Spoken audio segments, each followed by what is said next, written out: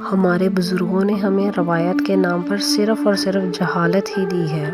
جیسے شادی کا عجیب و غریب نظام، بچے کی پیدائش پر فضول قسم کی روایات، مرنے کے وقت بیٹی کے گھر والوں کی روٹی دینے کی عجیب منطق،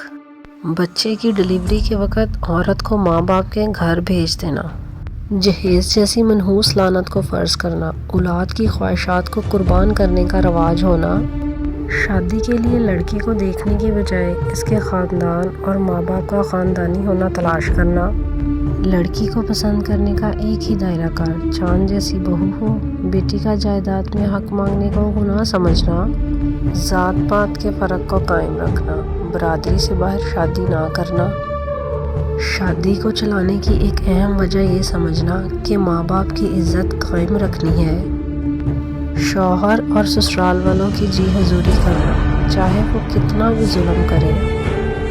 گھر میں صرف بڑوں کی حاکمیت ہونا، چھوٹوں کی اہمیت کو ناتجربہ کار سمجھ کر رد کر دینا، سادہ سا نکاح کرنے کی بجائے گرینڈ شادیاں کرنا، شادی کے لیے قرضہ لے کر واہ واہ کروانا، جوائنٹ فیملی سسٹم چلانا ہے چاہے کوئی ایک دوسرے کی شکل دیکھنا بھی گوارا نہ کرے، بیٹے کو ہی خاندان کا وارث سمجھنا، پہلی اولاد پہ بیٹے کی خواہش کرنا، یہ ہے ہمارے بڑوں کا کردار اور ان کی فضول رسم و رواج۔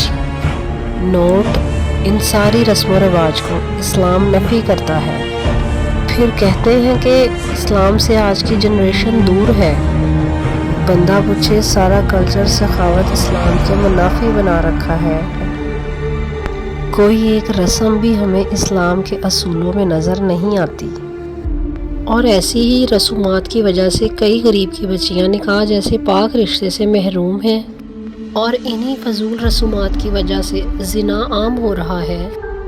تو پھر آج کے بچوں سے گلہ کیسا اسلام سے دوری کا، جبکہ معذرت کے ساتھ دوری تو بنتی ہے۔